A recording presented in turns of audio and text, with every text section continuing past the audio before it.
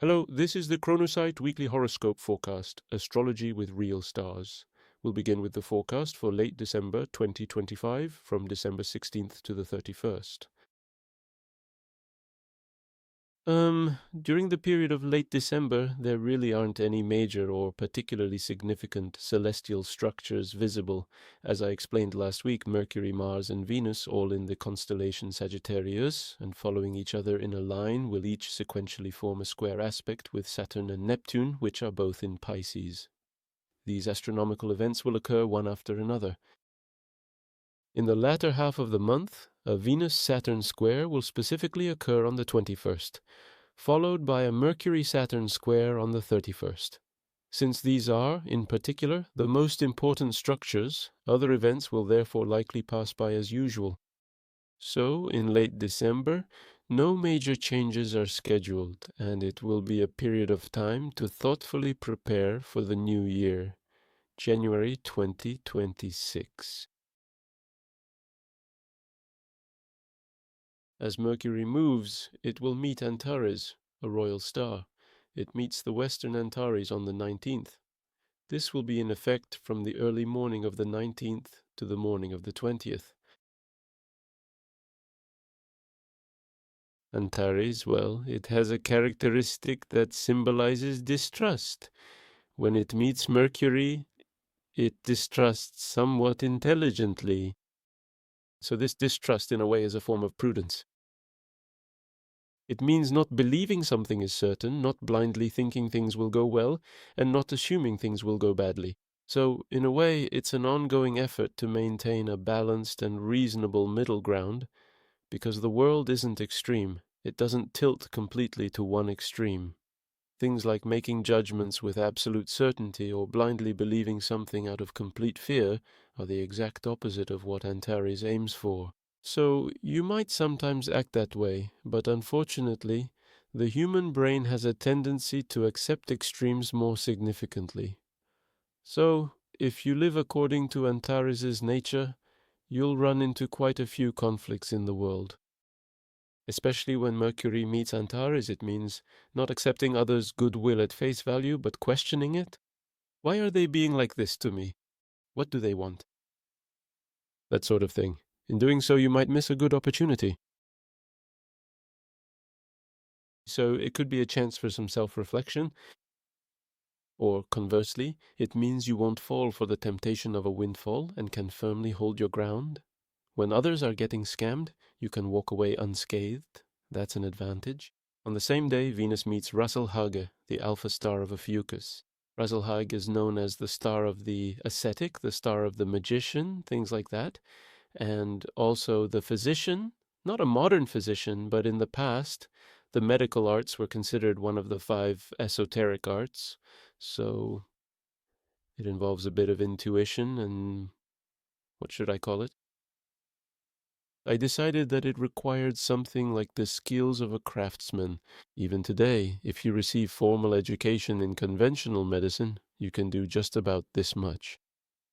There's a standard that's been established, but in the past, people who practiced medicine were considered to be kind to some extent. People who hone their skills. This could be skills like drawing or playing music, or it could be fortune telling or studying astronomy or something like that. Something that requires a bit of what we would call an otaku mentality or an obsession with perfection. That's why Rasaruaja used to call it a disease of medicine, but it's a bit different from doctors these days. Anyway, because Lasarage is such an autistic star, it digs narrowly and deeply. So I have that tendency myself. Well, anyway, all specialists and craftsmen in their respective fields have something like that. Because we are obsessed with perfection, we tend to focus on very narrow things and not be able to look around us. Venus can melt and neutralize that. So, the sociable and all-encompassing nature of Venus and the narrow and deep autistic nature of the Rashara system meet and create a relationship that is not discordant and explodes, but rather a well-balanced one where they complement each other. So, it is good to see the Rashara system with the Moon or Venus. It is usually considered that compatibility is good now. So thank you, Venus-Ras. I believe that if the Rasara system holds a valid meeting, it will be very beneficial and auspicious. So it happens on December 19th, the same day as the Mercury-Antares conjunction. This structure will operate from the evening of the 18th to the afternoon of the 19th. So people who usually listen quietly to others can offer very balanced opinions or ideas on this day, so those ideas can be put to very useful use. Also, since you are no longer easily swayed by things like greed or fear, you can make wise decisions. So a little bit,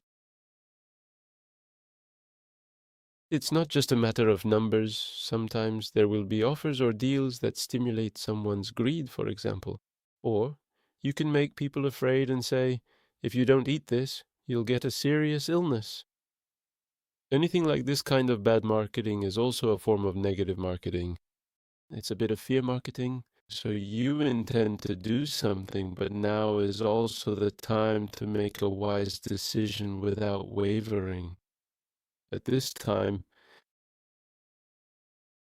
and 2 days later on the 21st, there's something quite a bit going on. As Mercury moves, it meets the southern banding at Namgok Point. Last week, Venus met with the south node. Now, since Mercury is following Venus, it's repeating the same procedure, the same sequence. This is active from the morning of the 19th to the evening of the 22nd. Now, during this time, the timing is a bit off. Information that should have been revealed earlier, or perhaps later, becomes an issue at a really awkward time, creating a situation that's neither here nor there. You see, for an issue to really make a splash, it needs to be timely, but valuable information that fails to do so can get scattered all over the place. And then there's the traditional meaning of a Mercury-South node conjunction. News can spread that causes disputes among people and makes them turn their backs on each other.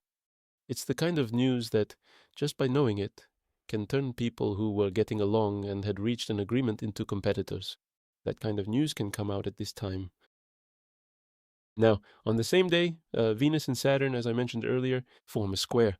This alignment is active from the morning of the 18th to the evening of the 24th. Now, normally, this would be a bit strange. Saturn is in Pisces, which is the exaltation of Venus, and it's in a position to receive a predominating square, an applying square from Venus. This means Venus is in a superior position to Saturn. So at this time, now normally this wouldn't have been allowed by custom or tradition. There are unwritten rules, you know. Something that wasn't allowed in that way might get accepted for a very random and strange reason.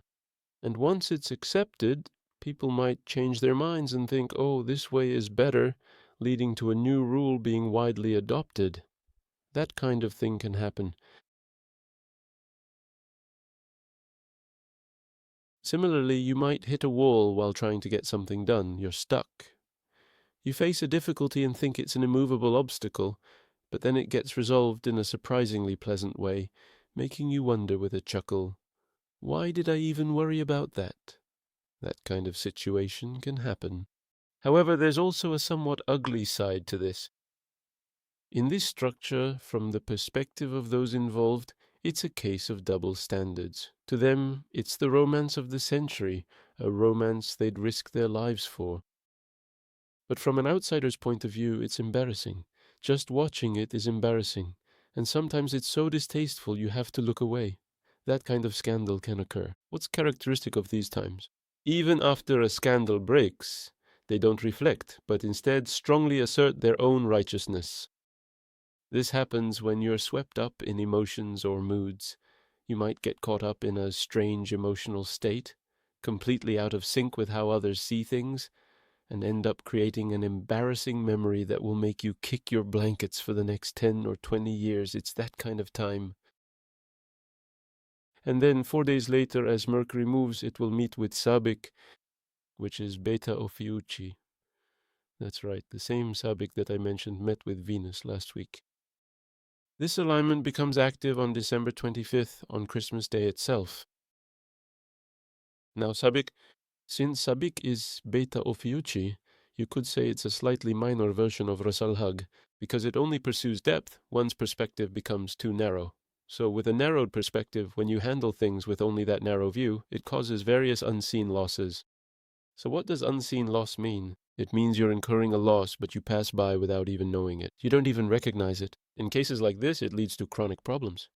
Then, as these things accumulate, as even people's opinions of you pile up, you can find yourself in a situation where you become socially and physically isolated. So being fixated on just one or two things that you think are important, and if that period of fixation is too long, nothing good can come of it. People need a bit of balance, you know. Now, 3 days later, Mercury speeds up again as it accelerates after meeting Sabik, then meets the alpha star Ras Alhague. This alignment becomes active on the 28th. Now, this is also quite similar in a broad sense, because the path of the stars in Ophiuchus is very distinct and unique. You can end up suffering damage by underestimating other people's perspectives or their feelings. So just because you feel righteous to yourself, and you're absolutely brimming with self-confidence, it doesn't necessarily mean everything will go well for you. It doesn't always work out well, everyone. Of course, solid confidence and an unwavering will are important, but if its direction is too detached from how those around you see it, that in itself can lead to a significant failure. Theoretical calculations say if I do this, it should work, but the results differ. When you check, the actual profit isn't that high, which can be a bewildering situation. This usually applies to people who are in business, so you shouldn't get too immersed or overly absorbed in detailed theory, plans, and predictions.